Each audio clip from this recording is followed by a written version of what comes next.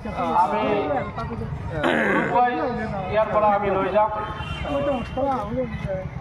আমি প্ৰথমতে আমি যিসমূহ যাত্ৰীয়ে আমাৰ আসন গ্ৰহণ কৰি আছে আমি তেখেতসকলক আমি আহ্বান জনাম। তাৰপিছত তেখেতসকলে ইয়াৰ পৰা গৈ আৰিয়া প্ৰদান কৰিব। গেটৰ পৰা আহি আমাৰ আসন গ্ৰহণ কৰক আৰু আৰিয়া প্ৰজ্বলন কৰাত সহায় কৰক। আমি যিসমূহ যাত্ৰীয়ে আমাৰ যাত্ৰী